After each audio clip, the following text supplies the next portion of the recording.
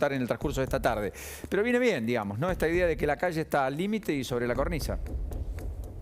Hay una sensación de que todo está al límite y que estamos sobre la cornisa. Richeri, 9 de julio, los distintos puntos de la Argentina, Neuquén, Córdoba, Mendoza, Resistencia Chaco, Río Negro, Santa Fe, Rosario, con la multiplicidad de protestas que hemos vivenciado en las últimas 48 horas, con un Estado que aparece prescindente. Prescindente en la resolución del problema, prescindente en el accionar frente al problema. En la raíz, en la resolución y luego frente al hecho consumado. Es decir, no va a la causa, tampoco al efecto. Estado prescindente. Estado como tal, como garante del monopolio del uso legítimo de la violencia, entendiendo esto como accionar frente a aquel que rompe el contrato social y que hace algo que no está contemplado, que no es debido o que no corresponde y que perturba el derecho de un tercero, que lo violenta. El Estado está ausente en la idea de que las cosas se van a resolver casi por sí mismas. Muy descriptivo, también muy perturbador. El segundo de los ejes es, periodísticamente hablando, la escasez que está dominando la escena económica y que ya está entre nosotros. Recién dábamos cuenta de lo que pasa con el GNC. Recién hablábamos también del tema del gasoil. Es una preocupación creciente con aumentos que son muy importantes. Pero también está el tema de los dólares, pese a que hoy el sistema financiero se relajó con el acuerdo con el fondo, con la inyección de dólares frescos por parte del organismo. Hoy el dólar blue terminó abajo de los 200 pesos, hoy los dólares legales, no oficiales, terminaron en, bájenme la música por favor, en términos a 190 pesos, contado con liquidación, el dólar MEP. El dólar oficial siguió escalando posiciones y marzo fue el mes de mayor devaluación de la moneda argentina en términos oficiales, desde que Guzmán prácticamente es ministro de Economía.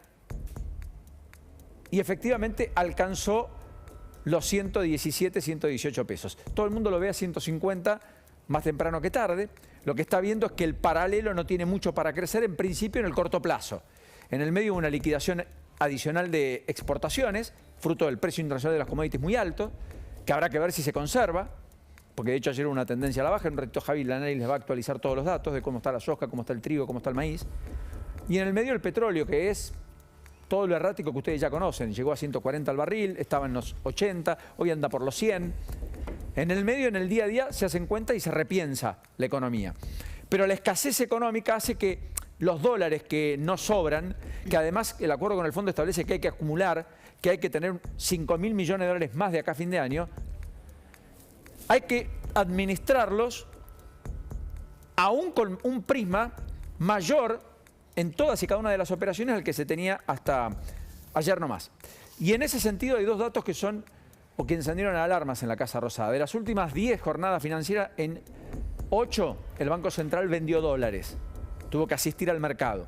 Y todo eso lo hizo pese a que tiene pisadas en buena medida gran parte de las importaciones, por lo cual ayer cuando se reúne parte del gobierno, Guzmán, Culfas, Claudio Moroni con la CGT y los industriales, la UIA, Funes de Rioja, hablan de una multiplicidad de cosas, discuten si va a haber un bono a los privados y un bono a los empleados públicos, amén del bono y además del bono a los jubilados de 6.000 pesos, etcétera, que anunció el gobierno, como para eventualmente apuntalar el consumo. Más allá de eso, también hablaron de la escasez y la imposibilidad de muchos industriales de poder acceder a lo más elemental en términos de importaciones, que está afectando su propia producción, porque son muchos bienes intermedios, los que no están pudiendo ingresar para producir un bien final, o insumos. Está todo pisado. Y en este frenar de pagos de importaciones, hay un tercio de las importaciones que están bajo amparo judicial. Es decir, las empresas tienen que ir a la justicia para que les den los dólares para poder habilitarlos. Hay más de 1000 empresas con recursos ante los tribunales. Esas son estadísticas privadas. Y se está cuestionando el SIMI de productos con licencias no automáticas, que son bienes de consumo final. Y están faltando materias primas. Así que yo creo que estamos frente a una situación bien compleja, porque a la escasez energética, fruto de no tener los dólares suficientes, piense que Argentina, en términos energéticos, Argentina logró, con el gas licuado de petróleo, importaciones que ya nos costaron 75% más que en el 2021. Pero faltan comprar aún 60 barcos. 60 barcos. O sea, se gastó 3 de cada 4 dólares de los que gastamos en todo el 2021 en los primeros 3 meses del año y todavía quedan pagar 60 barcos más para abastecer en un contexto de demanda internacional que todo el mundo... Hay un recuadrito sobre Bolivia. Bolivia nos abastece a nosotros de gas. Nos daba hasta 14 millones de metros cúbicos en pleno invierno. Ese contrato hay que repensarlo. Está establecido en 12 millones. Sin embargo, Bolivia está eligiendo a quién le vende. Y el contrato con la Argentina establece un precio menor al que le paga a Brasil. Entonces, incumple con la Argentina, paga las multas y le vende a Brasil. Porque Bolivia puede tener afinidad ideológica con el gobierno argentino, pero al momento de los números son los números. Y naturalmente piensan en cuenta y orden personal antes que por tercero. Entonces hay que rediseñar el contrato con Bolivia, hay que pagar los buques regasificadores, hay que hacer las ampliaciones que hay que hacer del sistema, hay que producir y al mismo tiempo hay que abastecer a una industria que hoy está en una situación, como ustedes la veían, bastante complicada. Así que la escasez con la que se está administrando la vida económica, la escasez de recursos en lo fiscal también que tiene el gobierno. Es muy escaso también el margen fiscal. Piensen en un nuevo IFE. Y la pregunta, Guzmán, ¿y de dónde la saco? En el fondo ya dicen vamos a tener que recalibrar, vamos a tener que rediseñar el acuerdo que firmamos ayer nomás cuando venga la primera misión en mayo. Porque las reducciones de subsidios que planteaba el propio acuerdo no van a ser posibles. Porque no va a haber condiciones políticas para pagar el aumento de tarifas que se viene. Si es que eso se logra hacer en un mes, el de abril, donde deberían convocarse nuevas audiencias públicas para discutir, rediseñar la estrategia de aumentos de tarifas en servicios como la luz o el gas, que han tenido aumentos muy parciales, en torno al 20%, pero que deberían subir entre un 40 y un 50, y en algunos segmentos hasta un 100%. Con una segmentación que tampoco nunca el gobierno explicó, más allá de que discutimos hace 4 meses, que viene una segmentación. ¿Cuál? ¿Se va a aplicar? ¿Se va a poder llevar a la práctica de verdad? Bueno, en este contexto es que finalmente la economía tiene muchos interrogantes, cada vez más enigmas, con una inercia inflacionaria muy alta.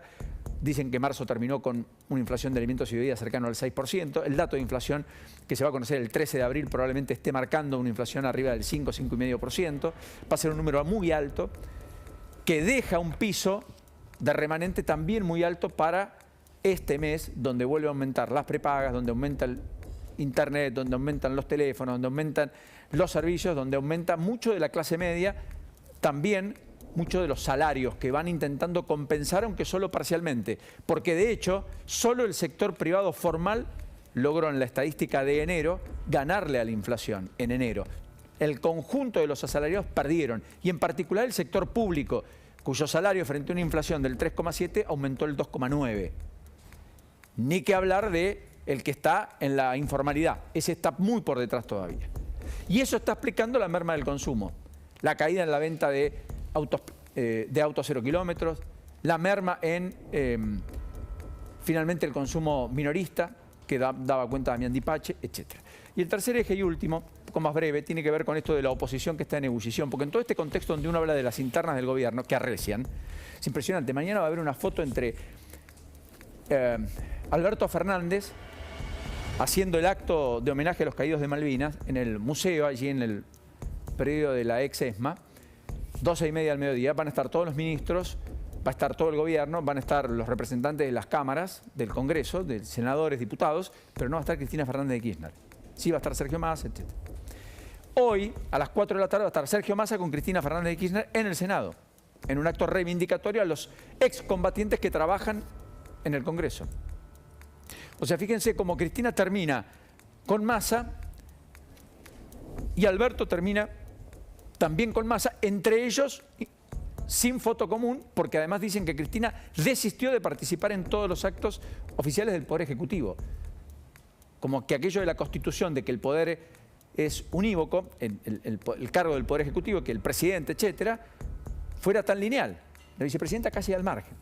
Bueno, en ese contexto de internas feroces del oficialismo, del cual podríamos decir un montón de otras cosas, también está la oposición en negociación. Hoy en Mendoza, 3 datos, hoy en Mendoza está haciendo una cumbre del PRO federal. ¿Qué es el PRO federal? Son los dirigentes del PRO del interior del país que no se sienten representados por el porteñismo, entre comillas, de la conducción del PRO.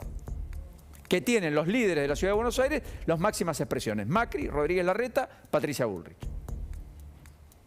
Entonces los juntó Omar de Marchi, juntó a muchos. Estaban invitados todos, va Horacio Rodríguez Larreta, Macri está en el exterior, Patricia Bullrich parece que no llega. Pero son todos los representantes del PRO, que quieren un rediseño incluso puertas adentro del PRO. Después están los socios, ¿qué está pasando con el radicalismo? Todo lo que ustedes ya conocen. Macri da cuenta de el modelo de inclusión a los mercados financieros internacionales de los 90, etcétera, y sale a acusarlo Gerardo Morales, que dice, no, en lo programático no tengo nada que ver con eso. Y el radicalismo no tiene nada que ver con eso. Justo en el aniversario de la muerte de Raúl Alfonsín, ayer, donde hubo un homenaje y donde estuvo Horacio Rodríguez Larreta, estuvo Morales, etcétera. Pero la verdad es que la situación es bastante compleja en la relación, porque el radicalismo le discute la hegemonía al PRO. Se siente empoderado con alguna elección muy importante en algunos distritos del interior del país. Y quiere discutir en un lugar de cierta igualdad. Eso que Morales le reclama al PRO también lo padece puertas adentro. Pasó algo que no quiero que pase inadvertido. Y es que finalmente Gerardo Morales le tuvo que pedir la renuncia a su ministro de Gobierno, Agustín Perazzi, que había dicho que el mandatario radical no era lo suficientemente generoso con sus socios de Cambia Jujuy, que es la coalición que gobierna en Jujuy, y que estaba en contra de una potencial reforma constitucional, con la cual Gerardo Morales podría aspirar a una reelección, y que muchos dicen que tiene en la cabeza, de un Gerardo Morales que es omnipresente en Jujuy y que tiene mayoría en la legislatura provincial. Entonces, Morales entendió que eso era un agravio y lo separó. O sea, los socios de Morales le piden lo que Morales le pide a sus socios del PRO a nivel nacional. ¿Se entiende? Y todo eso pasó en Jujuy y ocurrió esta misma semana. Amén de las candidaturas, enorme cantidad de candidaturas que ya se han disparado con cierta antelación frente a una discusión política que se ha anticipado en todos los casos. Seguimos con vos, Elio. Muy bien, porque nos vamos a ir hacia la 9 de julio. Como ustedes saben, ya se levantó finalmente el acampe en la 9 de julio, pero bueno, lo que queda después de un acampe y de una movilización como la que hemos visto en estos últimos días, allí está nuestra compañera Carla Ricciotti. Carla.